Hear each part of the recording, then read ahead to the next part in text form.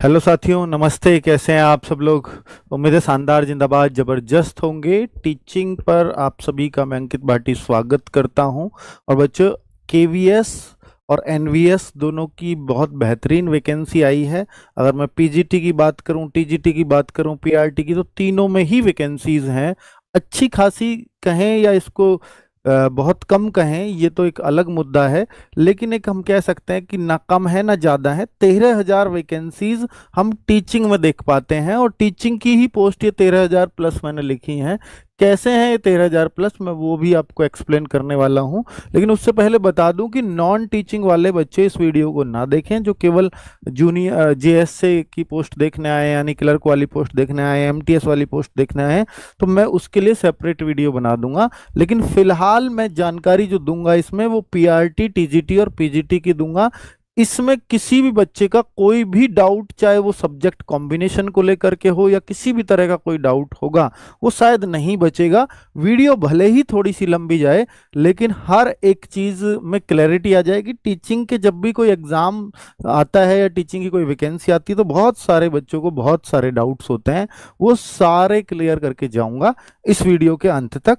तो आप देखिएगा, और साथ में तैयारी कैसे कर सकते हैं हम लोग, वो भी मैं बता करके चलूंगा। साथियों, इसमें आपको अगर देखना है तो देखिए, ये है आपका केंद्रीय विद्यालय संगठन, जिसको केवीएस कहते हैं, और एक है नवोदय विद्यालय समिति, जिसको एनवीएस कहते हैं। तो केवीएस और एनवीएस में वैकेंसीज आई हैं, और ये सेंट्रल गवर्नमेंट के अंडर आती हैं। किसके? सेंट्रल गवर्नमेंट के। तो ये ट्रांसफरेबल जॉब भी है, आपके किसी भी राज्य में पोस्टिंग हो सकती है। या मैं ये कहूँ कि इसका बड़ा फायदा कि अगर आज आपको कलकत्ता मिलता है और आप दिल्ली के आसपास के हैं, तो आप दिल्ली में भी ट्रांसफर ले सकते हो।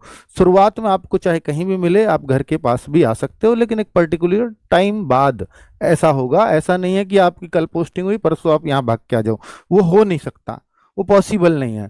ठीक है। केवीएस एंड एनवीएस, टोटल अगर हम वैकेंसीज देखेंगे तो 14,967 वैकेंसीज हैं दोनों में मिलाकर के। लेकिन इसमें टीचिंग की वैकेंसीज 13,025। टीचिंग का मेरा मतलब है कि पीआरटी, टीजीटी और पीजीटी। पीआरटी होता है primary teacher, TGT trained graduate teacher, जो आप समझते होंगे कि भाई 6 to 10 तक के बच्चों को पढ़ाता है। और जो पीआरटी है वो 11th 12th के, सॉरी, जो पीजीटी है वो 11th 12th के बच्चों को पोस्ट ग्रेजुएट टीचर वो कहलाता है। तो भाई इसके लिए मैं पूरी इंफॉर्मेशन आपको देने वाला हूं। साथ में नॉन टीचिंग की 1942 वैकेंसीज है, जिसकी जानकारी इस वीडियो में तो मैं नहीं दे पाऊंगा। ठीक है। मैं टीचिंग वैकेंसीज की जानकारी इस वीडियो में देने आया हूं, और टीचिंग चैनल पर ये वीडियो भी है। और बहुत सारे सॉल्यूशन आपको इस वीडियो के द्वारा मिलेंगे कि तैयारी कैसे की जा सकती है, इसका भी बता करके जाऊंगा। तो भाई, जैसे आप सबको मालूम होना चाहिए कि 14 नवंबर से फॉर्म, यानी आज 14 नवंबर है, सुबह के 10:30 बजने वाले हैं। तो ये वीडियो 10 बजे से, यानी अभी शायद फॉर्म का लिंक एक्टिवेट नहीं हुआ है। वो कह रहे हैं सुबह 10 बजे से एक्टिवेट हो जाएगा, अभी शायद नहीं हुआ है, थोड़ी बहुत देर में हो जाएगा। पर आज से आप फॉर्म फिल कर सकते हो। लेकिन फॉर्म फिलिंग में भी आपको बहुत सारी समस्याएं हो सकती हैं, तो मैं एक वीडियो इस चैनल पर फॉर्म फिलिंग का भी बनवाने वाला हूं। ठीक है, जिससे आपको एक एक कॉलम क्लियर हो जाए कि किस कॉलम को क्या भरना है हमें। ठीक है। तो 4 दिसंबर इस फॉर्म की लास्ट डेट होगी। तो आप समझ लीजिए कि 20 से 21 दिन आपके फॉर्म चलने वाले हैं।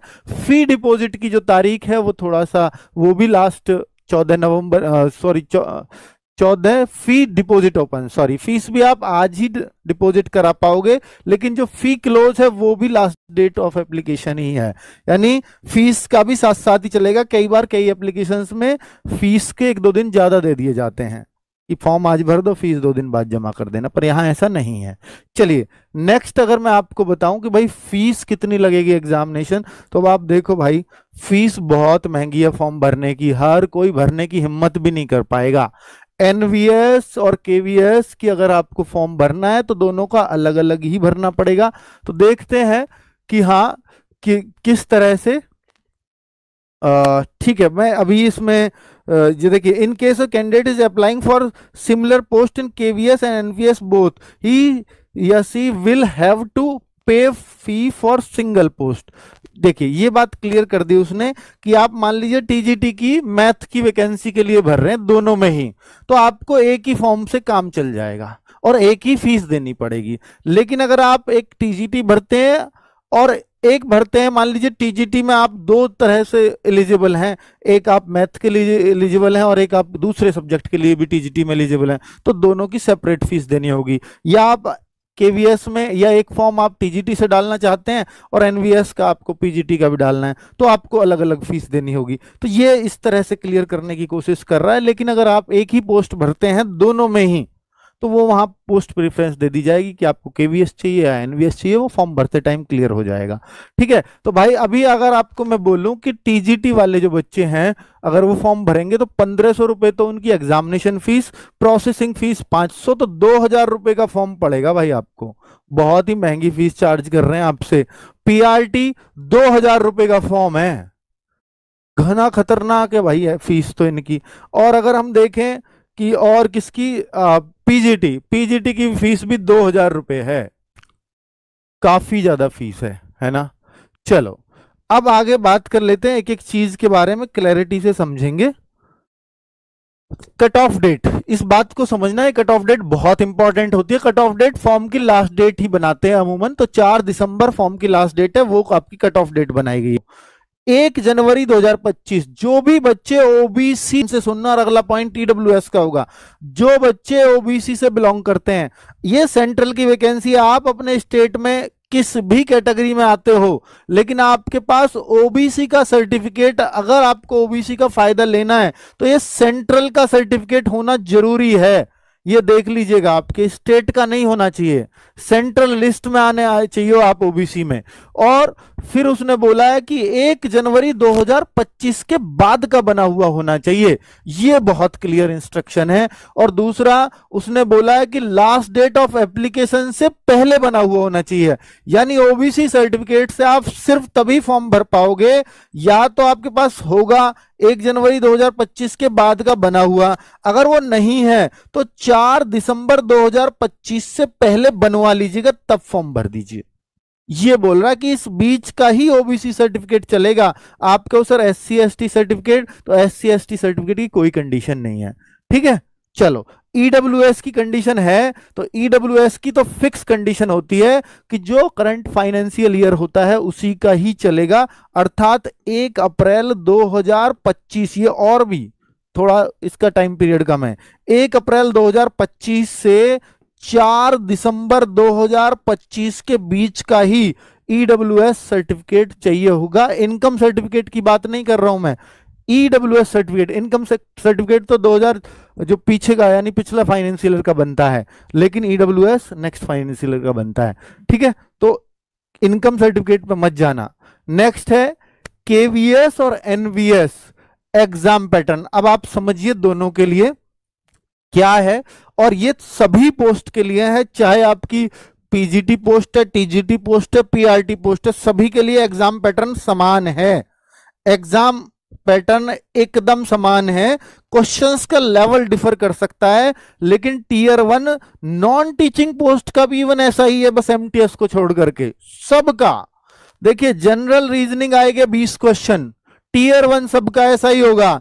मैथ न्यूमेरिकल एबिलिटी 20 क्वेश्चन, और एक क्वेश्चन 3 मार्क्स का, आगे मार्क्स लिखे हुए हैं।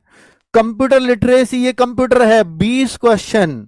General knowledge 20 question. Language competency यानी टेस्ट, ये है आपका इंग्लिश, इंग्लिश के 10 क्वेश्चन। और एक लिखा है language competency test other modern Indian languages, तो ये अदर मॉडर्न इंडियन लैंग्वेजेस, इसमें 10 क्वेश्चन। इसमें कौन कौन सी लैंग्वेज आएंगी, आपकी हिंदी भी है। ठीक है, तो अगर हम देखेंगे तो एक क्वेश्चन 3 मार्क्स का है, तो आगे मार्क्स लिखे हुए हैं, यानी 100 क्वेश्चन होंगे एग्जाम में और 300 मार्क्स होंगे। आप कहोगे कि सर ये क्वालिफाइंग क्यों लिखा हुआ है, तो इसमें से 10 गुना बच्चों को टीयर 2 के लिए पास किया जाएगा। देखिए मैं फिर बोल रहा हूं, ये पीआरटी के लिए भी यही होगा, टीजीटी के लिए भी यही होगा, पीजीटी के लिए भी यही होगा। ठीक है, सबका एग्जाम अलग अलग होगा कि टीजीटी की सभी पोस्ट के लिए एक जैसा एग्जाम पैटर्न, पीआरटी की सभी पोस्ट के लिए एक जैसा एग्जाम पैटर्न, पीजीटी की सब पोस्ट के लिए एक जैसा। तो मतलब ऐसा नहीं है कि ये हर पोस्ट के लिए अलग अलग हो जाएगा, टीजीटी मैथ्स के लिए अलग होगा, टीजीटी साइंस के लिए अलग होगा, वो ये होगा अलग अलग टीयर 2। ठीक है, लेकिन पूरी